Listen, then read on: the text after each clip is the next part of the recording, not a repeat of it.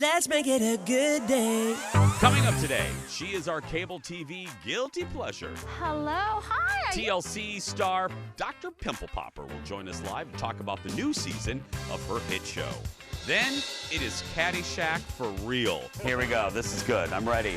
I try my swing at golfing for the very first time in my life. And in the process, eyes on the ball, make a shocking discovery.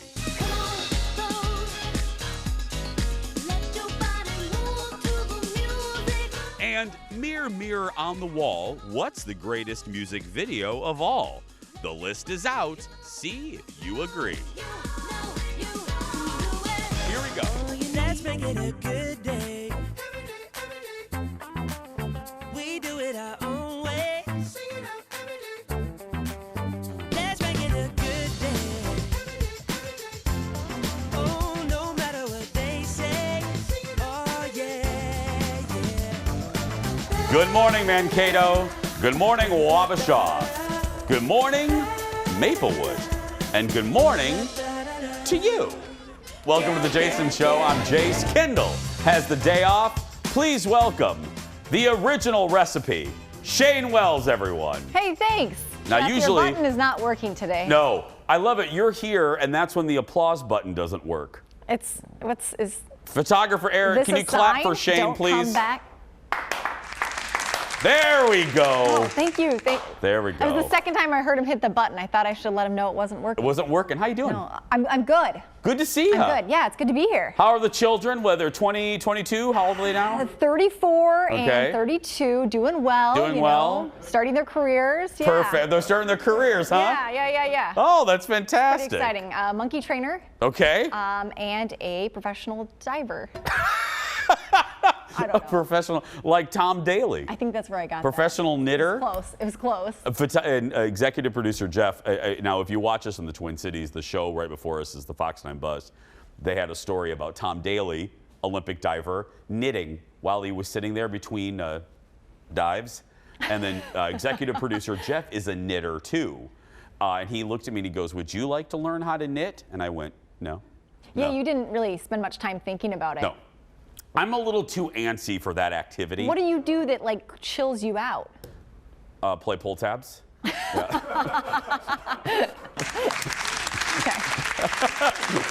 To each their own. I mean, just being honest, pull tabs, yeah. Just a little gambling. It's Hanging out at the Highway Inn in Princeton, it totally calms me down. No, you know, the two places I am the calmest, the Lake House. Yep. And then Disney World. Those are the two places. I get the lake house. Disney doesn't feel Yeah. like a calm environment. but I'm Or gonna take Home your word Alone. for it. You know, I'm an only Yes. child, so I like to just be alone. I need the We alone do have that time. in common. We do have that in common. That's right. Oh, I forgot in my cities to say hello to. I forgot to say hello to Waka Waka, Washington. How That's dare where, you? I That's just where got back Shane's from there. Did Yes. you get back from Waka? Wenatchee, Washington. Wenatchee. It's It's Waka. so close, though. So very close. Hey, speaking of the lake, I told the story. We had a little bit of a pet emergency with the Mr. Big. You know, I have a boxer, Dexter, and then I have a sausage. I have a French bulldog, Mr. Big. And we're on the pontoon, and we're just enjoying a nice, lovely, you know, it's Saturday. It was, if you were out and about, other than the smoke, it was lovely. And we look down, and Biggie starts to, like, roll on his back, like he's itchy. Yeah. And he kept doing it. We're like, oh, okay. So we were laughing at first because we're, you know, maybe got into something. So then I flip him on his belly, and I'm scratching him, and he's like falling asleep. And then about 5 minutes later, he started getting welts all over his body. Oh. Like hives, Yeah. all like his whole belly, and then his little eyes started swelling up. So we start to freak out because did he get stung by a bee? Anyway, so we docked the boat. I called my mom, who was a vet assistant for years and a dog groomer, and then we called another vet friend, and they're like, you know, get some Benadryl. Again, I'm not a vet, so this is what they told me. So we didn't have any, so I had to run to the Dollar General. So I'm in the Dollar General line, and this is how the universe works, right, folks? You're in a rush, you're in a hurry. No. I know where this is going. Do you know where this is going? In front of me, there's two women. And the first woman at the Dollar General is talking about her asparagus problem. And she's chatting with the...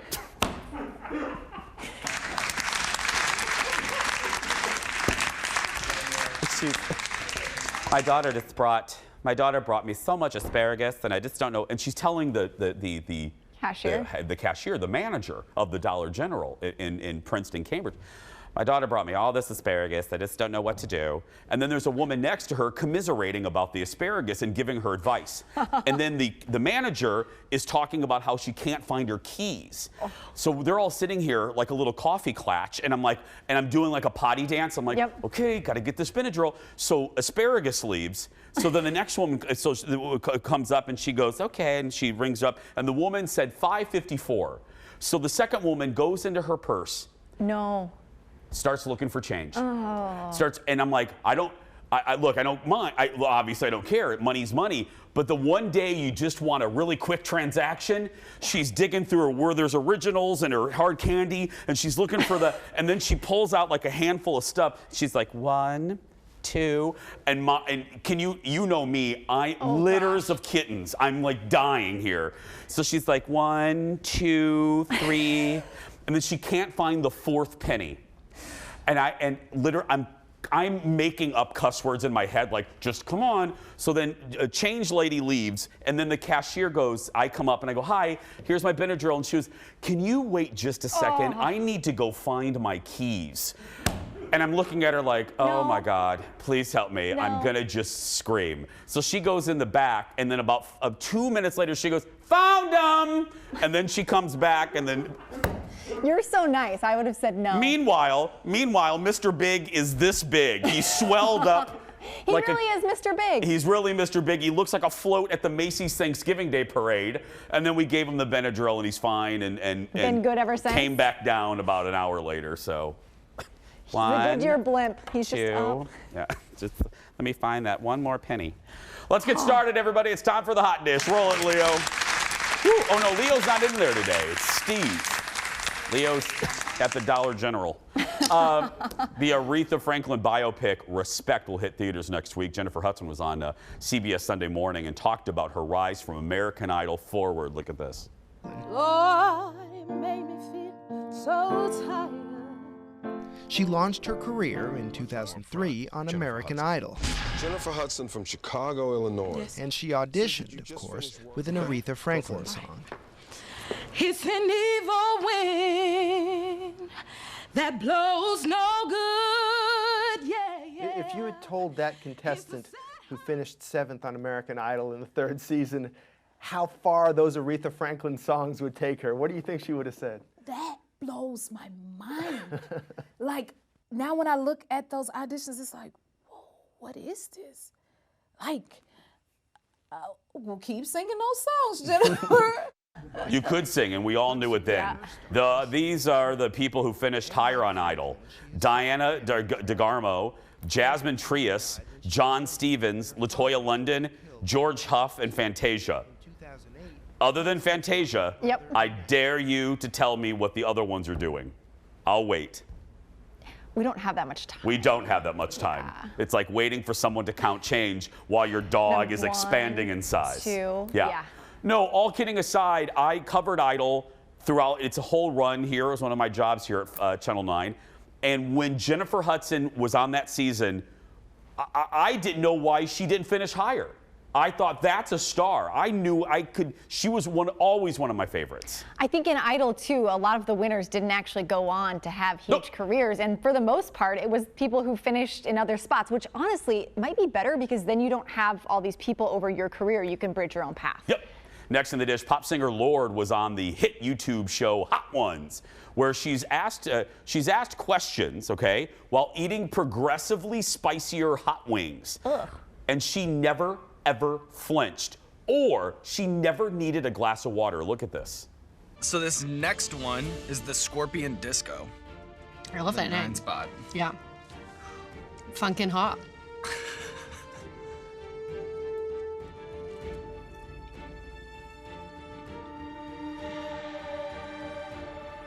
That's nice. That's a nice little way. This is the last dab. We call it the last dab because it's tradition around here to put a little extra on the last wing. You don't have to if you don't want to, but I can see where this is headed. I just did a hearty last dab. That is, cheers. Cheers, Lord. Cheers.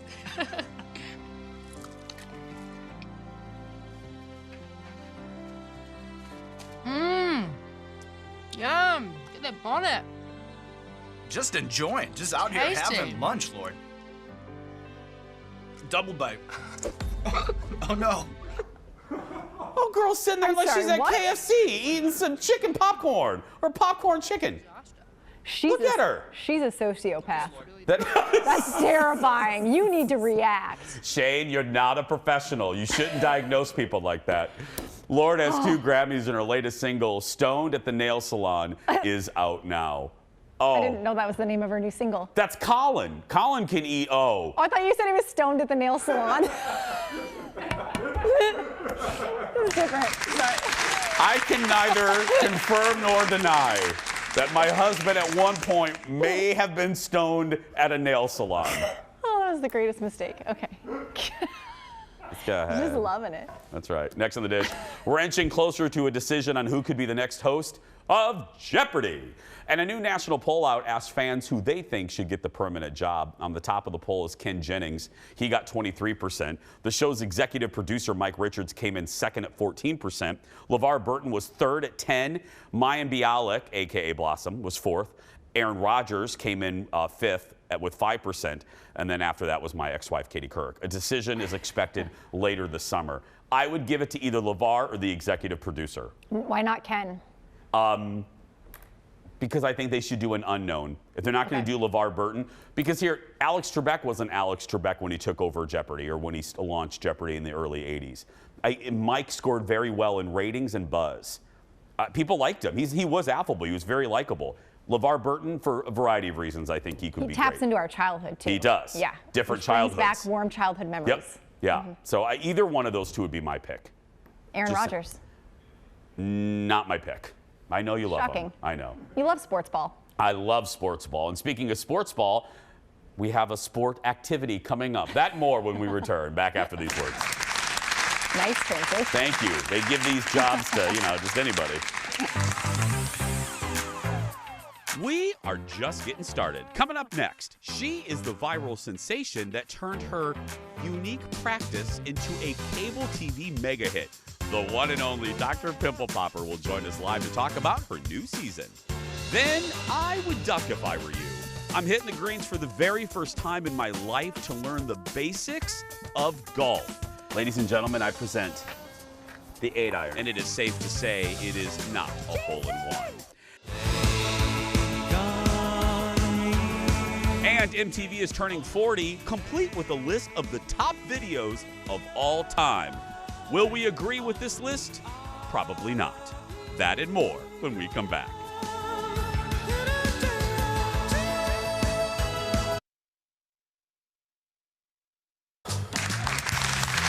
Welcome back. Oh, I'm excited. I love this woman, I'm telling ya. Dr. Sandra Lee made a name for herself with videos showing all sorts of popping and oozing, but all the white stuff aside, all of that aside, she really is. This is really the best part of the show. She changes lives. Take a look at this clip from the new season of TLC's Dr. Pimple Popper. It's like the rock formation in England, the one that they don't know. Stonehenge? Yes. It's like Pilar Sisthenge. Certainly this is the biggest rhinophyma that I've ever seen. If it is under a muscle, I don't think I can really remove it safely. This is what we call the triangle of death. I feel like my whole life has been about this moment. Can I hug you? Oh, of course you can.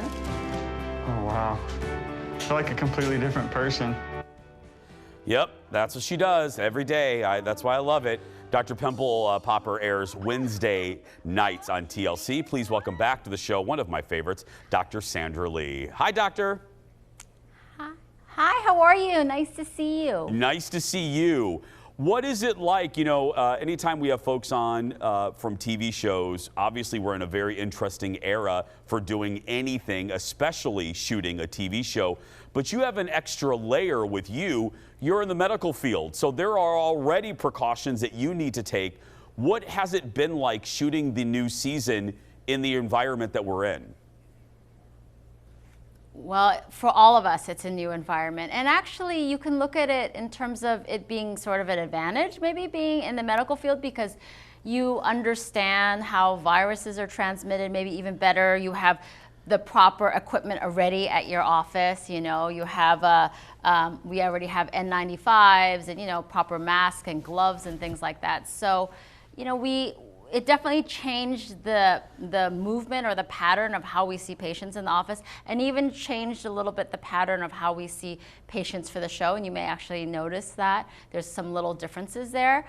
The main thing for me that made it a little more difficult was actually the fact that we have to wear masks more often, because part of what I do as a dermatologist, and part of all of us as dermatologists, is being able to communicate with people and like connecting with them. And you know how hard that is with a mask on. You can't really read people and how they're feeling at that point. So we did change things so that we can talk without our masks a little bit, but you know, we have to wear a mask more often. Because don't you think, I'm so glad that you said that, because I think part of your charm and why you are so amazing is that smile. And I know that sounds, but that contact puts these folks at ease because they are understandably nervous for a variety of reasons. Being on TV aside, and your smile and your staff's smile, I'm sure is a reassurance that they really need at that moment.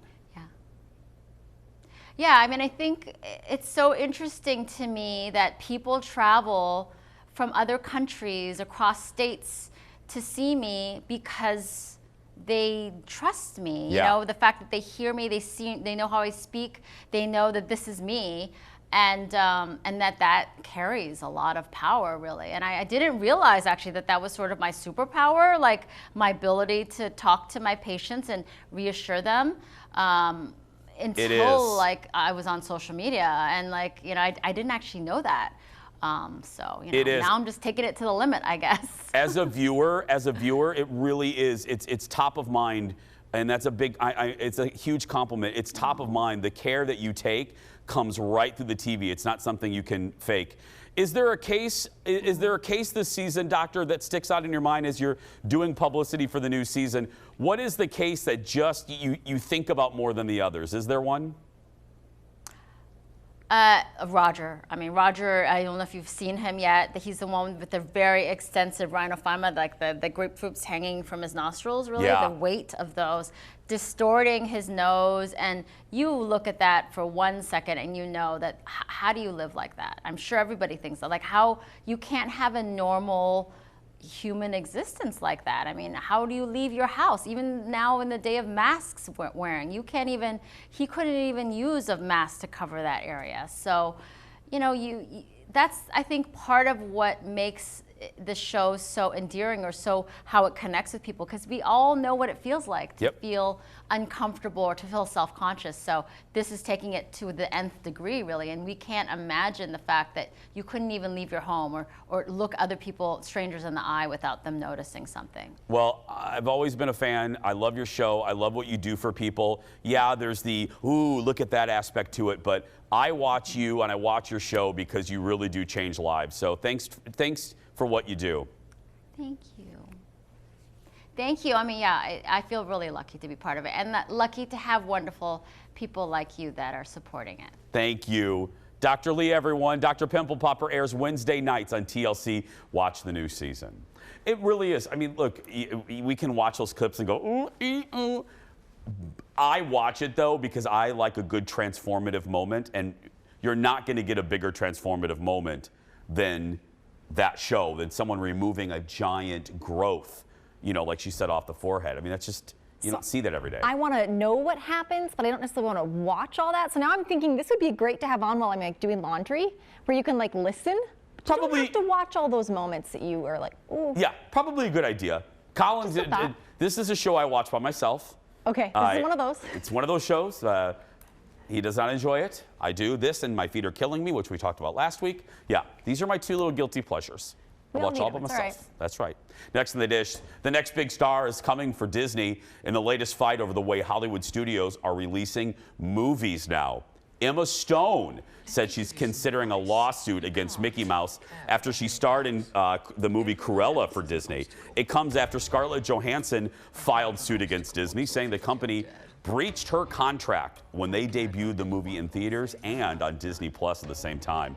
Others are watching this very closely. Emily Blunt is said to be mad after Paramount Plus put A Quiet Place Part 2 on the streaming service just 45 days after it hit theaters. I said this last week when this hit, I'll say it again. Watch this very closely. And people are also, I read an article this morning, they are blaming, a lot of folks in the industry are blaming Bob Chapek, who is the new bigwig over at Disney. He replaced Bob Iger, who I loved.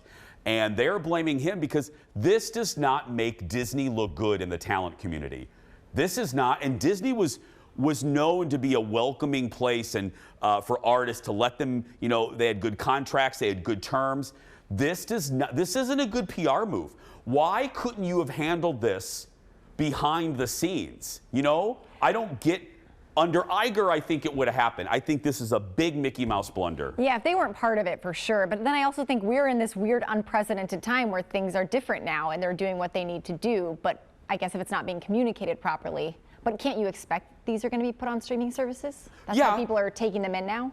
Absolutely. So do they get paid less? Like, what are they mad about? That's what they're getting mad. Scarlett, you know, if we're just narrowing it and nailing it down to its base level, Scarlett's mad because in her contract, it says that her pay relies on the box office in certain ways. And she probably signed this before the pandemic. She did, right? yeah, I mean, probably. When you made your money off movie theaters. Yeah, these Marvel deals are multi-picture. So she's saying because you released it 50-50, it impacts my bottom line. Look, and no one's crying for these stars. They make enough money. But look, a deal is a deal is a deal is a deal. And again, it's just not a good look for Disney. I'm shocked that they handle it. I would have called her people privately and said, look, let's work this out. How can we work this out? You know, how can we not make this a bloodbath for both of us? That is now making bad headlines everywhere. Yeah. Next in the dish, we talked about it a bit last week, but over the weekend I watched the new HBO animated series, The Prince. It's a parody of the royal family. Here's a little bit. Watch this. Hey. Did you know it's cold in there? Yeah. It's the refrigerator, Harry. Must be an American thing. It's not. So I was thinking maybe later I could show you around LA. We can go to Hollywood Boulevard. Actually, it's kind of disgusting. Or maybe the Santa Monica Pier. Never mind, that's kind of gross too. And whatever, we'll figure it out. I am just so happy to be back. For sure. But wait, watch this.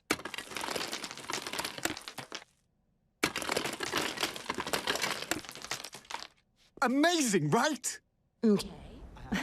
The show, by the way, that's Orlando Bloom doing the voice of Prince Harry. The show is created by Gary Janetti, who has an Instagram account that parodies the royal life.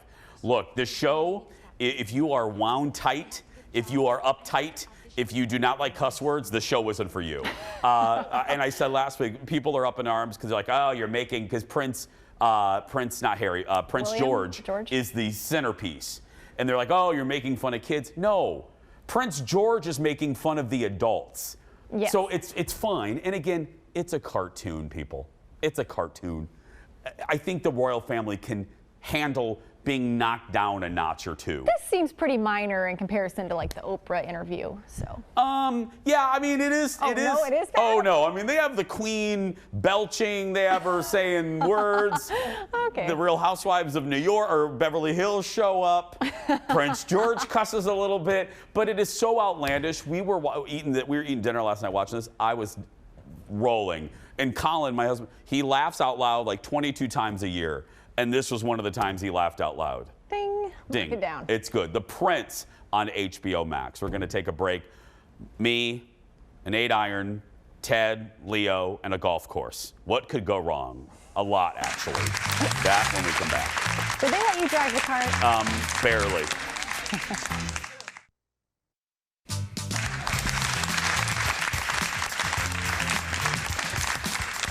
Welcome back.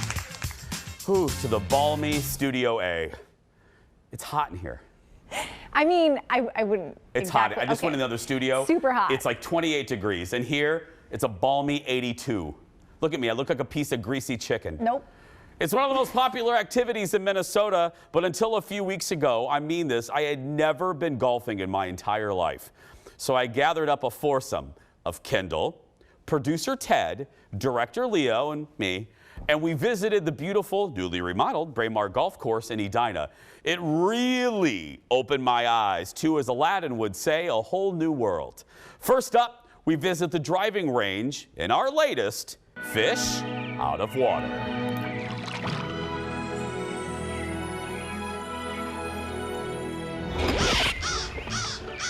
Just a production note, we haven't even began. Jay is our instructor, hasn't given one instruction. Leo literally just said, hey, is this whole space for us? Can I just start hitting? Yeah, no, Leo, we're actually shooting a television show, but please go ahead on your recreational time and shoot whenever you want. Not to have fun by yourself and get a free round of golf. Leo thinks he's in sales now. Yeah, I know. Let's forget Leo for a minute. Jay, I really do need the basics, so act like I'm 4, like even younger than them. Not a problem. Okay. So what I want you to think about is this as your hot dog. This is my thumb, is my hot dog. Hot dog. Instead of saying our fat pad, this is our bun. So what we want to do is put this hot dog right into the bun. There. Remember, America, Yeah. no cocktail weenie. We want a bratwurst. Full brat. Full brat. Cover the brat. Okay. So there's 3 ways in which we can hold. We can do the softball grip, 10-finger grip right here. Okay. We can do the interlock, where we take our index and our pinky and interlock it right Like here. that? Yep. Right like that. Like this. Look at this. Kendall, look, I did it. I'm Sorry, you did interlocking. it. So that's kind of how we want to have our grip. Then when we talk posture, and then all we want to do is just go step, step. Step, step. Wait, Yeah. I did that a little too dramatically. Step, step. There. Now you're in your natural power position, your comfort. So this is where you want to be. I'm holding the bratwurst. I'm at 45. Yeah. I'm ready. Okay. Good, Leo. Good, Ted. Leo. So perfect. Jay, again, you don't have to really pay attention to Leo. Yeah. But yeah, here we go. This is good. I'm ready. Ball is in place. I have my hands on the bratwurst. Not a cocktail weenie. I'm in position. I'm at a 45-degree angle. I'm ignoring Leo, and I'm ready to go. I know you're I believe in you're you. confident, Connie. You do this all the time. Leo basically lives here, but here we go. I believe in you. Not like that. Eyes on the ball. Good. I don't want to unlock my hands. I just want to. I have a good grip. I'm going too fast, aren't I, Jay? Yes. Okay. Oh. What did she do? What did she do? It's not really golf anymore. Good. God, I hate you. Okay, here we go. You don't hate me. I don't hate you. Rest of our focus once we start. Oh my goodness. Good. Baba Booey. Oh my, Ted. Ted. Oh, I'm very impressed. What are you attempting to do? So I got a 7-iron in my hand, and you see that blue flag out there? I'm gonna try and just, what's that, 200 yards out there to the blue? Blue is, yep, 194. All right, so I'm gonna be about 20 yards short of that one right there. Blah, blah, blah. Hit the ball. Oh, wow, Leo. Okay, the end of the damn piece is basically the beginning of the piece. We're ready to go. Look, here's Kendall, Ted, Jay's leaving. We're getting ready to shoot the finale. And Eric, turn around. Look, Leo is still playing golf. He's not really concerned about the fact that we're shooting a piece for the show. He just wants to get his swings in. Leo's really good. Look at him. Good Lord. No, it's like Tiger Hoffmeister. Well, now that I've learned the basics of hitting the ball, it's time to actually play a hole and jump into the golf cart, where I make a shocking discovery. That when we come back after this.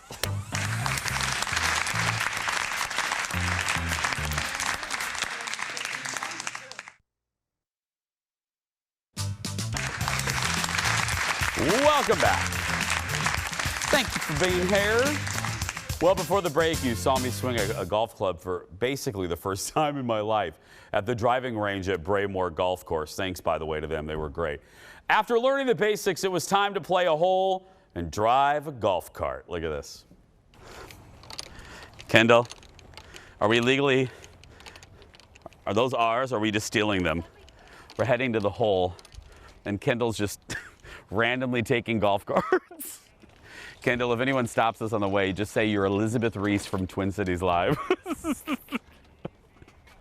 I don't know if it's a good time to tell them that I've never driven a golf cart before. How do you turn this on? Oh, there we go. Am I insured? I have a family. I just told Eric I've never driven one of these. I am going conservatively slow.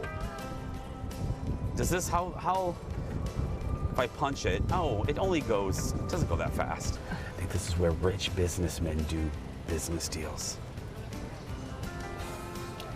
And ladies who lunch. I see ladies who lunch over there. Those are ladies who lunch. I feel a little inadequate. Everybody knows how to play golf but me. And most of them are really good at it. You can figure out when I say most who isn't. Yeah, but let's see them DVR Dallas. That's right. Nobody can set a DVR for Dallas like I can. Oh God, it's like a safari vehicle. What's going on here? No, they sell beverages. They do? Yeah, they sell. Is it a beverage cart? Holy crap! Oh, do you really have a vodka soda in there? Okay, if I'm not back in 10 minutes, come find me. Okay. This is the best sport ever. That's real. That's a real thing. I honestly did not know they have a beverage cart. Holy crap, this is an amazing sport. Oh God, we're going off-road. Are we going off-road? Oh God. Oh God. Is this legal? Oh God, why do I feel like I'm gonna get hit by, oh God. I feel like I'm gonna get hit in the head. Is that realistic? Is that a realistic fear? Okay, this is the grand finale. We're on, what hole is this, Ted? 13. 13. It's on top of a hill. I mean, take a look at it. I feel like Maria in Sound of Music. So now I'm gonna pick my iron. I'm gonna pick my club. Kendall's gonna help me. Ted, Leo, what do you think? Yeah, an 8 iron's good. 8 iron. Ladies and gentlemen, I present the 8 iron. We're all gonna try it. First up, producer Ted.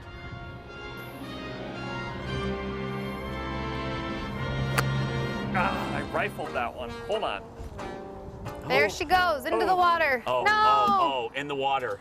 Ted's there too she strong. blows. A hump like a snow hill. Mulligan? Thank you. You can do this. Ladies and gentlemen, Leo Woods.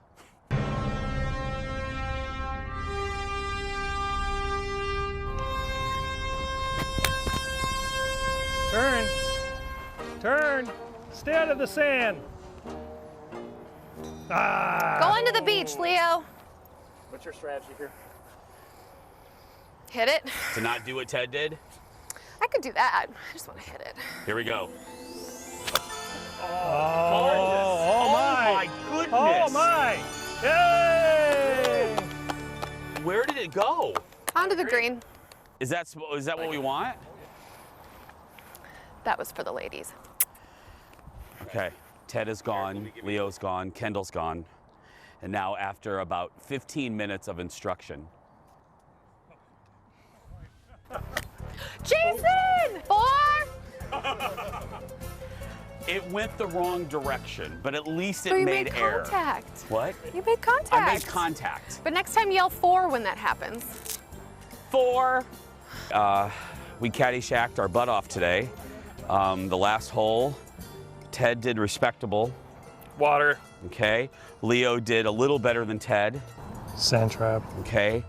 Kendall and I put it basically in Edina, and Kendall beat us all. Yeah, I made it on the green. I'm putting for birdie. I honestly still have no idea what she just said. Thanks again to everyone at Braemar. To learn more about golfing and lessons offered, head to BraemarGolf.com. I authentically, not goof for TV, I really did like it. I want to be better at it. And it's frustrating. It's very frustrating. I wanted to be good and I was not. And it got to me because I'm very competitive. I think, though, you seem to really start to enjoy it more once you met the beverage cart. Okay, let me say, too, we got to go. But that's something, again, not for TV. You can ask Eric. I legitimately did not know that there was a beverage lady that drove around. That was real. That was a real moment captured by Eric's lens. I had no idea. That makes golf officially the best sport ever. I'm glad you found agrees. it. Yeah, Little and let me late, tell you're you, there. if I wasn't on Fox Time and I knew that Mary and Mim Davy wouldn't send wolves after me, I was totally gonna get a vodka soda. Are you kidding me? Because I'll just call her Tiffany. Tiffany was ready to shake a cocktail for me. And I just thought, oh my goodness, they don't have beverage carts in football, you know? Well, they have beverage stands and people that walk down the aisles with beverages. It was amazing. So I want to be better at golfing. That's I want to do well. Okay. So I can play with my friend Lisa Lacourcier. She golfs a lot. And Kendall Mark. I know. Killed it. She's not here to rub it in, but I know. And we got to go again. But Ted was surprisingly athletic. Like Ted was really good. That didn't sound like a compliment, did it? No, I meant it as a compliment. He amazed me. He had a good, like, what is it called? Stance? Yeah. Swing, stance. Swing, whatever. Yeah. We're going to take a break. We'll be back right after this. Back in a moment. Surprisingly athletic. Learn something new every day. Every day.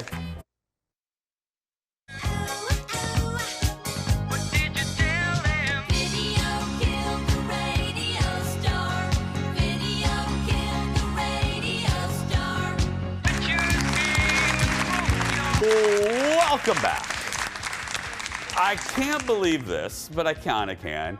It's been 40 years since the world first saw that video from the Buggles. I said, oh, there's two G's in there. Remember this for future trivia. It was the first video ever played on MTV. That question actually is in a lot of bar video trivia games, so make sure you know that. Welcome back. Yesterday marked a big milestone in pop culture history. 1 minute after midnight on August 1st, 1981, MTV launched by playing Video Killed the Radio Star. To celebrate the MTV anniversary, Rolling Stone updated its picks for best videos of all time. It includes every MTV favorite, from Prince and Michael Jackson to Madonna to Beyonce. And let's start with number 14.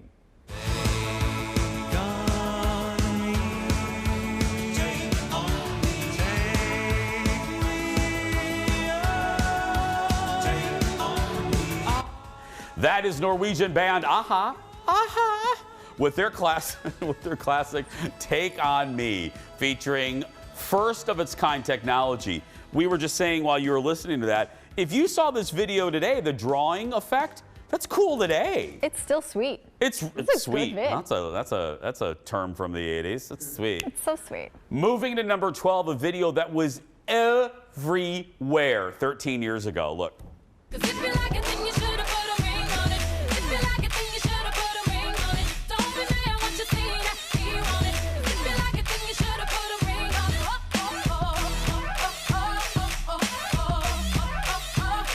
Yep, absolutely. No arguing about this. Beyonce's Single Ladies is credited, among other things, for non-stop choreography. Yeah, I mean, look, Glee, in one of their first episodes, everyone spoofed it. When you are spoofed and imitation really is the highest form of flattery with pop culture. It's been everywhere, you know? Well, everyone's done this whole, like, put a ring. Yeah. If people at home can do, anybody can do your little, like, some of the moves, you feel like you're part of it. It's like, you know, Toto, we're not in Kansas anymore. If your creation becomes part of the lexicon, becomes part of pop culture language, that's a big thing. Next, at number 11, a video from 1990 that didn't even feature the singer. Look.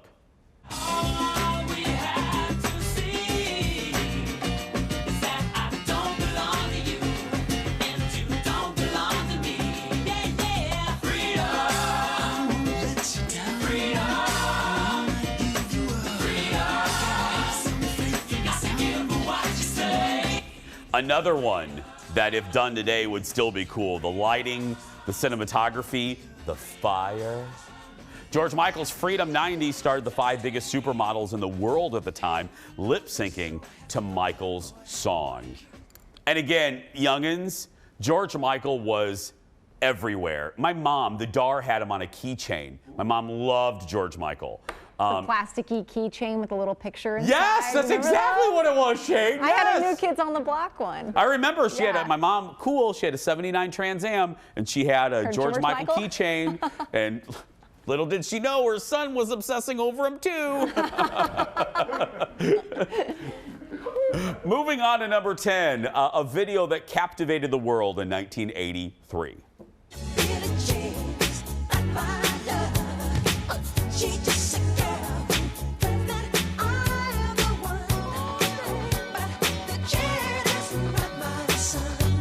Michael Jackson's Billie Jean was one of the first videos by a black artist to be played on a regular basis on MTV. His label, listen to this, threatened to pull all of their artists from MTV if they didn't play the video.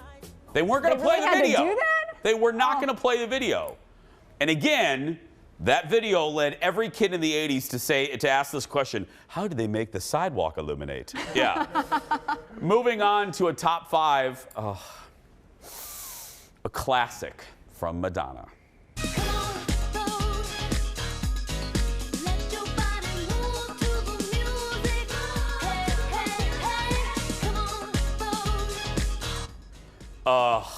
It's like the mothership calling me home. Vogue helped make voguing a trend around the world back in '90s. She stole it from club kids in the 80s, but there we go. Other videos, but no. Surprised a little higher than Michael Jackson? Yes, but that video, iconic. Again. Iconic. Are you just itching to do the dance right now? Oh yeah, I can. He knows it all. Other videos in the top 10 include Sledgehammer by Peter Gabriel, Hurt by Johnny Cash. But number 1 will probably surprise you. Here it is.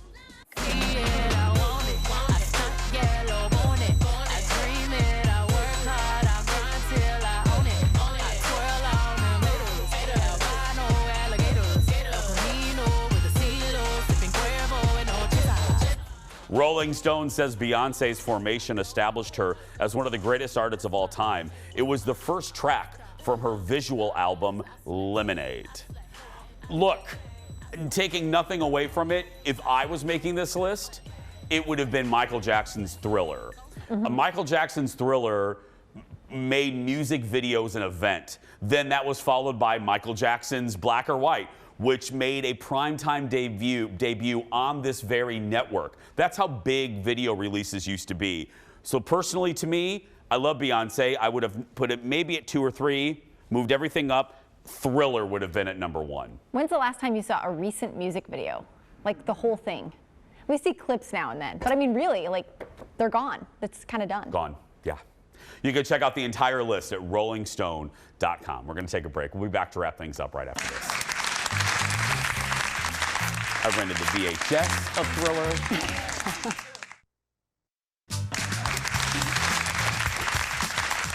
You all right? We just got to hear our executive producer rap for a few seconds. You can catch full episodes of our show on YouTube. We post each day's episode along with clips from the show. Clip! Just search for The Jason Show and hit subscribe. Okay, you ready for the bubblegum goodbye question of the day? I sure am. What you got? What you got? What is your favorite movie musical? We're going to take a break while Shane tries to think of a movie musical, and we'll be back right after this. Did I give it away? You gave it away.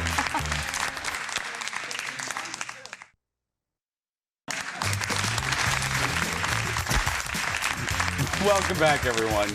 Okay, bubblegum goodbye question, perfectly tailored for you. Oh, yeah. What is your favorite movie musical? Well, I think the only one I've seen all the way through and not quit watching was the one with Beyonce and the 3 girls. Oh, Dreamgirls. Yes. Oh, yeah. So I'll go with that one. That counts. I was at the theater, so I No. was watching the whole thing. Mine probably classic Hello Dolly. I was in Hello Dolly. Have you ever seen Hello Dolly? No. Oh. No. Who'd you play? Cornelius Hacker. Oh, that's a name. Yeah, Hackle. What is it? Hackle. Yeah, Cornelius. I'm sorry, Jeff. It was 1990. How do you forget your starring role? I mean, come on. I was a sophomore in high school. But anyway, yeah, I love Hello Dolly and more modern Moulin Rouge. Okay. I love Moulin. Have you ever seen Moulin Rouge? No. Okay. Anyway. Tomorrow on the show, Leslie Miller is back. And I'm fired. So. And Kendall's back, isn't that was she? the end of that. Wow, I've never fired Shane before. I'm usually firing Kendall. I think I deserve it. Are you here tomorrow? No. Oh, okay. Well, I mean, I'm here, Hey, I'm not here. Leslie's giving a master class on sparkling wines. That's tomorrow. But right now, if you're a kid that's being bullied, you go out there and be yourself because nobody can tell you're doing it wrong.